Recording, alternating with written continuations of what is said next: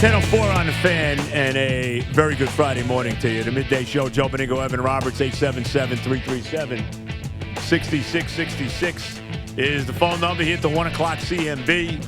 Will come your way. Dolph Kramer, last time for about a month for him, and Ernie Acosta on the other side of the glass. First of all, I want to start, and also, by the way, of course, how can I forget, we are live from the, live and in living color from the Black Bear Studio, delicious Black Bear deli meats and cheeses, only at ShopRite. I want to thank my good buddy Mike Vaccaro of the New York Post, who finally, we have seen a scathing article ripping the absolute horrific head coach, Teflon Todd Bowles, of this Jet football team, because last night, to me, in that disgrace in Cleveland, this is on him more than anybody else, in my mind. The mistakes, the dumb, stupid penalties that continue to destroy this football team, it is just absolutely inexcusable. And I understand Baker Mayfield came in and he looked like he's the second coming of the greatest quarterback that ever lived. I mean, I understand that. And I felt this, Brian, and you tell me whether you agree with this or not. I don't know, okay? Because I know that the excuse is, well, the defense was gassed. They were That's what the coach said. No, of course. Well, how could they not be? They were gassed. I mean, they're all 70 years old, and they had to play 3 games in 11 days. I get it. But it looked like they were totally prepared for Tyrod Taylor, and there was no preparation for Baker Mayfield at all. Like, the thought that he might even get in the game was not even there. In the preparation by the coaching staff for this football game. This was an out-and-out disgrace, and it just continues to go on and on and on. We've seen this game for 100 years with this football team, the same crummy garbage, but how much longer can we deal with this head coach, bro? It just never ends. Well, when the Jets fire Todd Bowles at the end of the year, right, or when you're, prosecuting the case for the Jets to fire Todd Bowles at the end of the year. Right. I've been doing that for a long time. You've been doing it for a while. And I said it this morning on Twitter. I think you have the easiest time this morning. I think this is easy. Yep. The wind is at your back. Yep. This is an easy one. Yep. But you will, I will, we all will cite what happened last night. That will be on the list of things that will cost this coach his job. And it's great that after the game, Todd Bowles is saying it's on me. As he should. That's fantastic. Here of he course. Is. Coach, I'll take the ball. I'm taking the whole ball game. This whole ball game falls on me. Good. Great. I'm glad. We all feel better about it now. Terrific. But the complete undiscipline that we see from this team constantly. Oh, my God. And it killed him last night. It killed him. Isaiah Crowell wiping his rear end with the football. But, of course, let me just say this. Did you hear his comment? Well, I play with passion. Yeah. Passion is wiping your rear end with a football and then throwing it in the stands? You know what was worst about his answer? I mean, what? If you watch his answer, he's smiling the entire time. Well, this thing is hilarious. But then what was worse than that, not that wasn't bad, and that was pathetic and embarrassing. It was and unbelievable. trust me, if Odell does it, we're all freaking out. I get it. Right. But Crowell is no Odell. Right, no. But Trumaine Johnson, when they're off the field, he's got to rub it into Jarvis Landry. He's got to hand the football to him. I thought that was the worst because they were in total control of the game at that point. They're up 14-0. Mayfield hadn't gotten in the game yet. They're up 14-0, complete control of the football game. They're going to get the ball, probably good field position. What are you doing? Look. Should that be, to me, a penalty, sticking the ball in the guy's stomach like that? It probably shouldn't but be. He knows but it is. And you got to know that. Yeah. Oh, that was unbelievable. And then he had another penalty. Remember, he had another penalty after that on an offsetting penalty. Yes. Where I think it would have been a holding penalty on Cleveland, and he gets like a defensive hold. Yeah, well, it wasn't a defensive hold. I think it was he clotheslined. That right? Oh, yeah. No, receiver, he hit Taylor in the head going down. Taylor's sliding. Right. And he hits him in the head. That's what it was. That's exactly right. Stupid. He hit Taylor in the head going down, right? And the truth is, those were the dumb ones. I think the most damaging one was on the 2-point conversion. On Claiborne. Oh. The defensive hold on Morris Claiborne. And you knew, and that was also offsetting penalties. Of course. And you knew they were getting that 2-point conversion with the retry. No doubt about it. You knew it. No doubt about it. And that whole drive was set up on the Landry catch over Middleton. Great pass by Mayfield, too. Oh, yeah, no doubt. And here's one of the big differences between Baker Mayfield and Tyrod Taylor, more than it was maybe the Jets being unprepared for it. Baker Mayfield came in there and he made the throws. He did. Tyrod Taylor didn't. But Taylor was as bad as I've ever seen. But also, it was unbelievable the pressure they were putting on Taylor in the first half. Yeah. There was no pressure on Mayfield except, and here's something else too, and this is another thing that makes me crazy with this football team, and we've seen this for years too. There was 2 balls that were on the ground that they did not come up with. That one, how different a game is this, bro? I think it was Jenkins that sacked Jenkins, yeah. Sacks Mayfield. The ball's out. And the lineman, actually, for Cleveland, recovers it and runs for about 10 yards. Now, you can't advance the ball in the last 2 minutes of a half or a game. Right. Okay? Only the guy that fumbles can do that. Yeah. Okay? But, if the Jets come up with that ball, it's a different game. I'll tell you this, man, and I can never prove this, obviously. Just like I always thought, if the Jets get off the field, third down AFC title game, Mark Sanchez leads the Jets to the Super Bowl. Right. If they come up with that strip sack, remember, that's Mayfield's first possession. Crowd is electric. Yep. Crowd is like Oracle as the Warriors are on a 30-0 run. Right. That's how it felt. If they come up with the football, Jets not only win this game, I think they blow them out. I may be right. It takes the air out of the sails. I agree with you. They may score points out of this. Maybe it's 17-0 at the half. I don't know. I don't know what Mayfield's thinking. And instead, and here's the other killer. So the Jets get a break because the lineman can't move the football 9 yards. Yep. All right. It's now 2nd and 18. The Browns are now sort of out of field goal range with a kicker no one knows. Yep. The next play, 16 yards to Jarvis Landry. Yep. It sets Greg Joseph up for a makeable field goal. That put them in field goal range. Instead, if you can make a stop right there, they don't get anything out of it. No and question. So now Mayfield's first drive, in which the crowd's going nuts, ends up with nothing. Yep. So those 2 sequences, not ending up with the ball and then letting them on the very next play march 16 yards to get them in field goal range. And here was the other thing. This one killed me. So they hit the field goal. It's 14-3. The Brown fans are feeling good. Yep. The kicker kicks it out of bounds. Oh, right. Yeah, right. Yes. So here are the Jets. Yep. I think they had 1 timeout, if I'm not mistaken. They had 1 timeout. Yep. 23 seconds to go. Fine. They're at their own 40. They got to get 3 out of it. Yeah, That's agree. what I'm thinking, bro. Yep. No, I agree They're with set you. up at the 40. Yep. And they got nothing. They got nothing. But they didn't throw the ball down the field the whole game. Now, you want to tell me that it was because of the pass rush of the Browns. That's fine.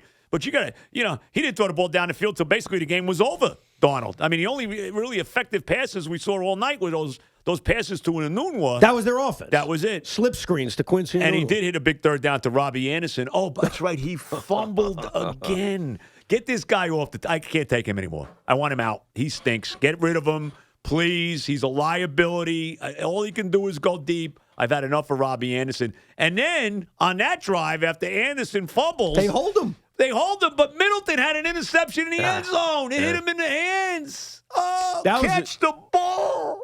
That was another moment because it's 14-3 Jets. Yep. Now, you're giving them points after Anderson puts the ball on the ground. And you're probably thrilled. If I tell you, all right, Browns are going to have it at the Jets 8, they're going to hold them to 3, we're celebrating. Right. And good job by the defense. Yeah, but if Middleton picks them off, they get nothing. Again, it's another momentum changer. Unbelievable. They let them stay alive too long. They did. They had chances to step on this team's throat numerous times, and once the ball is back in the hands of Mayfield, it's a 14-6 game, and now they're marching down the field. Yep.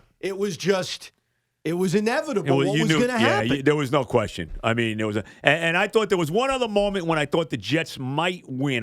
If they would have been able to put the ball in the end zone on that drive after the game was tied, and they had to settle for a field goal. They had a pretty nice drive there. If they had to settle for a field goal, I mean, maybe. But they couldn't put it in the end zone. And also defensively, and of course they're gassed, I know. Coach Bowles told us. Right, because they're all 75 years old. That's right. The Browns have the ball 3rd and 5, convert. 3rd and 10, convert. Yep. And then even there was a penalty on the high touchdown initially that sent them back 10 yards. That's right. And they still, next play, Landry, 19 yards. They're set up, basically. That was a holding on that Crowell the first touchdown run he had. Yeah, you're right, 100%. So they missed out on so many opportunities to win this football game. And let's not forget this either. And the quarterback did not play well. I mean, let's be honest. But let's not forget this either. Now, whether you agree or not that he should have punted or went for it on 4th and 10 or 12, whatever it is there in the closing minute of the game, 2 minutes of the game, they had all their timeouts. They hit that 4th and 12 on that great catch by Curse. What a catch he made. Yep. In fact, for a second, I thought they were going to look at it. I didn't know if it almost looked like it hit the ground whatever. They should have looked at it. Yeah, which they didn't. But they should have. Yeah. But we could, the Jets got it. They got away with it. He made the catch, great catch, and then Darnold throws a pick on the next play. Yeah. Next play, terrible throw right to two guys. I have to admit, I was in favor of going for it on 4th and 10 despite having 3 timeouts because either way, whether they punt or they fail on 4th and 10, they need to make a stop, and then they're going to get the ball back. If you make a stop after failing on 4th and 10, okay, fine, the Browns kick a field goal. You still need to score a touchdown.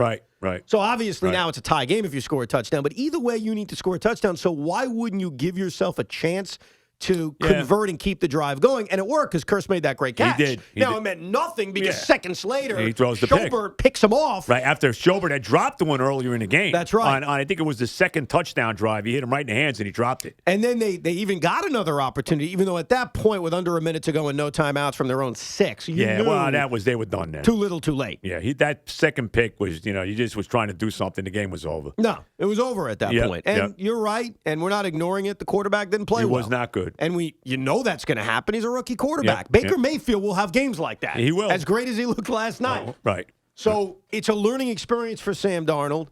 But for the rest of this team, for the dumb penalties, for this head coach, that's the thing you can't just gloss over and say, they'll be fine. Because it's the same crap. And we watch it every week. Same thing over and over and over again. And we saw it again last night. I don't know what to say, man. And I'll tell you, we talked about it yesterday as you look ahead to the schedule that, maybe you're going to win a couple games we think they're not going to win. But they could easily be like, 1-7 by the midway point in the season. I mean, it's not crazy to say that. I understand that you look at the schedule. Giant fans can do the exact same thing. You look at the schedule, and you can talk yourself into thinking you're never going to win another game. This is the NFL. No, I understand. Crazy stuff happens. There's going to be a game, and maybe it's Jacksonville next week. Call me nuts. There's going to be a game. No one gives him a shot because no one even gave him a shot Monday night against the Lions. No. Think about that. No, you're right. I keep thinking back to that Atlanta game, Geno Smith's greatest moment as a Jet. Third week of the season. Yeah. So it is the NFL, but it is incredibly disappointing that the Jets could have won all of these games. No doubt about it. And they did things to bite themselves and cost them. Yep. And the other thing that was very tough to take, is the pom-poms that were out for the Cleveland Browns. Oh, my God. I mean, Reggie Bush, calm down over there. The entire broadcast, it was like a homer, a Cleveland Brown broadcast where it was just nothing but homers on a broadcast. That was it. I mean, get it. They haven't won a game in a million years. Yeah, they haven't won a game in a million years because they're incompetent, okay? Oh, my God. So we're celebrating incompetence right now? It was like out and out rooting for the Browns. Yeah. I don't know what to say. It was like out, and I get it. Like you said, they haven't won in a million years. They're poised for the party and this and that, and the beer now is going to open up with that thing and all of that. Stupid, they got a special code that's as soon as they win a game. Oh my God, it wasn't enough.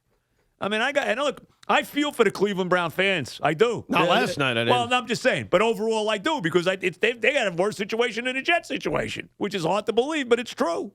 But, I mean, God, but you know what, it was a joke with the rooting for them last night. I find it pathetic, and I really believe if we're ever in a position, hopefully never, where the Jets have lost a billion games, I would not celebrate my first win. It's basically celebrating my patheticness. It's like they have a parade in Cleveland today. I mean, stop. Am I right? Yes. It's like a parade. Well, don't have have a parade when you have a parade. Finally. A real one. Finally. It's like, like the Jets finally win a Super Bowl after 50 years, or it'll probably be 150, Oh, fine. I mean, come on. Well, now I can die in peace. Is that what you're going to say if you're a Browns fan? They won a game against the crummy Jets? Come on. I would not feel that way if I'm them. I would be embarrassed that I'm even celebrating this. They should be 3-0. Of course they should. So that also that put me in a bad mood before the game started. Right. You're right. And great job by LaDainian Tomlinson at least standing up to the Brown homerism. Oh, my God. 5 minutes before the game. Oh. Because it was like I was watching the Browns broadcast. No question about it. That's what it felt like. I agree. I mean, it was unbelievable. But, I mean, this coach, man, I'm telling you, look, I've said this before. I want to be wrong. I don't care. I have nothing personal against Todd Bowles. He might be the nicest guy in the world. I don't know him personally. He probably is a very nice guy. Okay? But the bottom line is this. What gives any Jet fan hope that they are ever winning anything with this guy as the head coach? Tell me, how can you pause? That guy, I want to say this too. The guy that ripped me at the Meadowlands on Sunday, okay? You're negative. All you do is you're negative. All you do is complain. Are you happy today? I don't know this guy's name with the Joe Namath jersey on. He probably isn't listening to the show. Are you happy today? Nothing but positives today. You positive? You feel good today as a Jet fan? You happy? I mean, am I allowed to be negative today or no? I'm too negative. I'm too happy. You're happy after this disgrace last night. Give me a break. This coach is terrible. And I'm going to say this to the owner who has already been on record saying, well, it doesn't matter what the record is as long as we see improvement. Come on, bro. Come on. Well, but wait a second. Here's why I wouldn't get ticked off about that comment. Have you seen improvement 3 games in? No, of course not. So then don't worry. And this team's got a lot more talent than they've had in That's recent what years. I'm saying. There's a lot more talent on this team than there's been the last 2 years. Let's be honest about that, too. We are still less than 20% of the way into the season. We have a long way to go. Yes, 13 games. So far through 3 games, I haven't seen improvement. None. Absolutely not. Not in the coaching variety. No, that's what I mean. Do they have more talent? Of course they do. Yeah, they definitely do. So if that's the way this coach is going to be judged, guess what? The pendulum is moving towards there being a new one next year. Yep.